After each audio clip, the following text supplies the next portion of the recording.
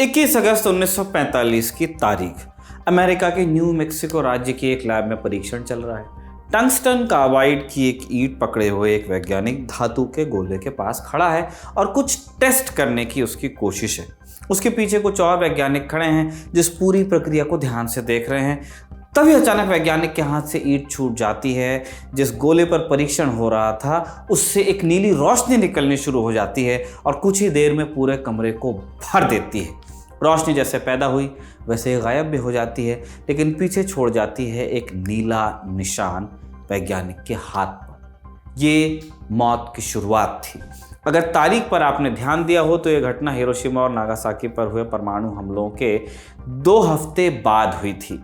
America का वो वैज्ञानिक वही सहने वाला था जो जापान के हजारों लोग सह रहे थे। रेडिएशन से होने वाली मौत का दर्द, जिसका कारण था वो तीसरा बॉम्ब जो असल में जापान पर गिराने के लिए बना दिया गया था। नमस्ते, मैं हूं निखिल और आप देख रहे हैं तारीख, जिसमें आज हम आपको सुनाएंगे इसी तीसरे परमाणु बम की कहानी जिसे जापान पर गिराया जाना था लेकिन किसी कारण नहीं गिराया गया।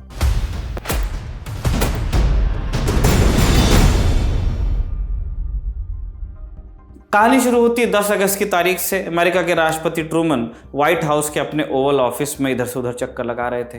हिरोशिमा नागासाकी पर परमाणु बम गिराए जा चुके थे। जापान बर्बाद हो चुका था। द्वितीय विश्व युद्ध का अंत नजदीक नजर आता था, लेकिन ट्रूमन फिर भी चिंता में थे कि जापान आत्मसमर्पण करेगा या नहीं। ट्रूमन को विश्वास नहीं हुआ था पूरा 13 अगस्त तक जब आत्मसमर्पण की खबर नहीं आई, ट्रूमन ने आदेश दिया कि तीसरा बम तैयार रखो। इस बीच उन्होंने पहले 2 बमों से हुए विनाश की जो डिटेल्स मिली थी उन्हें देखा। उन्होंने फैसला किया कि 16 अगस्त को एक और बम जापान पर गिराया जाएगा। 16 को जापान पर एक और परमाणु बम की त्रासदी होती, लेकिन इससे पहले ही यानी कि 15 तारीख को उन्होंने आत्मसमर्पण की घोषणा कर दी और इसी के साथ द्वितीय विश्व युद्ध पैसिफिक थिएटर में भी खत्म हो गया। द्वितीय विश्व युद्ध के बाद दुनिया में न्यूक्लियर हथियारों की एक नई रेस शुरू हो गई। हजारों न्यूक्लियर हथियारों का जखीरा तैयार हुआ, लेकिन उस बम का क्या जो जापान के लिए तैयार हुआ लेकिन गिराया नहीं गया, वो तीसरा बम। 6 अगस्त 1945 के रोज हिरोशिमा में जो परमाणु बम गिराया गया उसका नाम था लिटिल बॉय। इसके बाद 9 अगस्त को नागासाकी में फैट मैन नाम का बम गिराया गया। पहले 2 बमों की तरह तीसरे बम को भी एक नाम दिया गया था, रूफस। रूफस को पहले जापान भेजा जाना था, लेकिन उससे पहले युद्ध हो गया खत्म, इसलिए उसे न्यू मेक्सिको के लॉस एलमोस रिसर्च सेंटर भेजा गया। ये वही जगह थी जहां पहले परमाणु बम की टेस्टिंग भी हुई थी। लॉस एलमोस में रूफस को स्टोर किया गया ताकि उस पर परीक्षण हो सके। परमाणु तकनीक काफ़ी नई थी तब भी, इसलिए ये और जानकारी हासिल करने का अच्छा मौका था। रूफस को हम बम बता रहे हैं, लेकिन रूफस असल में बम बनाने की स्टेज से थोड़ा पीछे था। इस 6.5 किलो का प्लूटोनियम का एक गोला था जिसका व्यास 3.5 इंच था, यानी कोर था, और इसे इस तरह डिजाइन किया गया था कि यह बम की सुपर क्रिटिकल स्टेज से कुछ नीचे रहे। साधारणतया होता यह है कि परमाणु बम में प्लूटोनियम कोर के बाहर एक रिफ्लेक्टर लगाया जाता है ताकि प्लूटोनियम कोर से निकलने वाले न्यूट्रॉन रिफ्लेक्टर से टकराकर वापस कोर में पहुंचे और इस तरह एक चेन रिएक्शन चलता रहे। इस चेन रिएक्शन से प्लूटोनियम कोर, या जिसे हम परमाणु बम कह सकते हैं, एक क्रिटिकल स्टेज पर पहुंचता है और उसमें धमाके की शुरुआत हो जाती है। रूफस के केस में प्लूटोनियम कोर क्रिटिकल स्टेज से पीछे था ताकि थोड़ा सा मार्जिन रहे, ताकि ऐसा न हो कि बम किसी भी वक्त फट जाए। रूफस को क्रिटिकल स्टेज में पहुंचाने के लिए कुछ और स्टेप्स की जरूरत थी। अब इस क्रिटिकल स्टेज पर पहुंचने में कितना मार्जिन बाकी है, लॉस एलमोस के लैब में वैज्ञानिक इसी बात का पता लगाना चाहते थे। 21 अगस्त 1945 की तारीख, रूफस पर पहले परीक्षण की शुरुआत होती है। हैरी डालियन नाम के एक युवा वैज्ञानिक प्लूटोनियम कोर के बाहर एक रिफ्लेक्टर लगाकर ये पता लगाना चाह रहे थे कि वो कब क्रिटिकल स्टेज पर पहुंचता है। इसके लिए डालियन ने कोर के बाहर टंगस्टन कार्बाइड की कुछ ईंटों को लगाया था जो रिफ्लेक्टर की तरह काम करती, लेकिन इसी कवायद में एक ईंट सीधे कोर में गिर पड़ी और इससे कोर सुपर क्रिटिकल स्टेज में पहुंच गया और उसमें रेडिएशन निकलने लगी। डालियन ने फुर्ती दिखाते हुए जल्दी से ईंटों को हटाया। डालियन को महज 2 सेकंड का वक्त लगा होगा, लेकिन इतनी देर भी बहुत थी। प्लूटोनियम कोर के अंदर अब तक 3 लाख अरब न्यूक्लियर रिएक्शंस हो चुके थे। ये हिरोशिमा पर हुए परमाणु हमले से 1 लाख गुना कमजोर था, लेकिन फिर भी इतना रेडिएशन एक इंसान की जान लेने के लिए काफी था। परमाणु रेडिएशन सीधे हमारे डीएनए पर असर डालता है। डीएनए जिससे हमारी कोशिकाएं बनती है, उसका मैप होता है एक तरह का। एक निश्चित रेडिएशन के बाद डीएनए इस कदर टूट फट जाता है कि कोशिकाएं रिपेयर नहीं हो सकती, क्योंकि उनको पता ही नहीं चलता है कि क्या बिल्ड करना है, कैसे बिल्ड करना है। इसका मतलब मौत पक्की होगी। ऐसा ही कुछ डालियन के साथ भी हुआ। घटना के 24 दिन बाद उनकी मृत्यु हुई।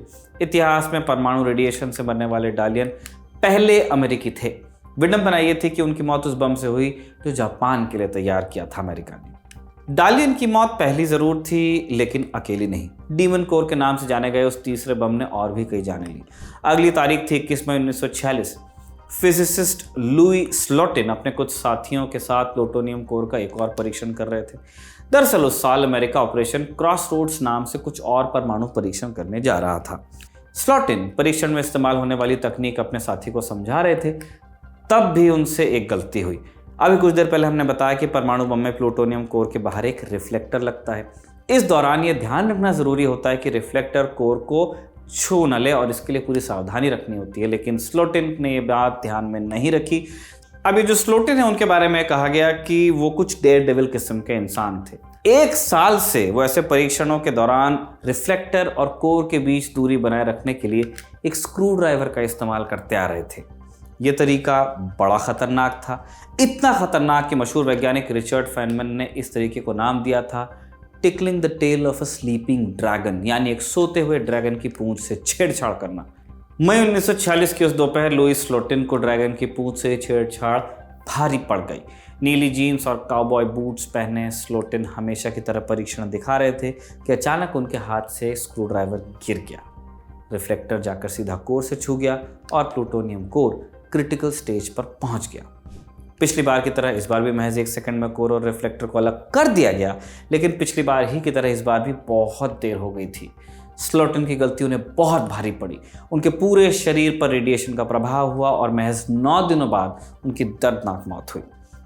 स्लोटिन के अलावा वैसे उस दिन कमरे में और लोग भी थे, लेकिन अधिकतर रेडिएशन सीधे स्लोटिन पर ही पड़ा, बाकी लोगों पर कम प्रभाव हुआ। उनमें से कईयों को कुछ दिन हॉस्पिटल में गुजारने पड़े, लेकिन जीवित वो बच गए। इन घटनाओं से जाहिर हो चुका था कि परमाणु शक्ति दूसरों के लिए ही नहीं, खुद के लिए भी जानलेवा साबित हो सकती है।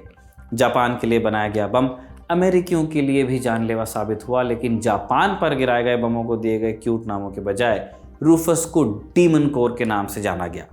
डीमन शायद वही होते होंगे जो अमेरिकियों की जान लेते हैं। बहरहाल डीमन कोर नाम के तीसरे बम के सारे परीक्षण फिर रोक दिए गए और बाद में उसे गलाकर दूसरे बमों में इस्तेमाल किया गया।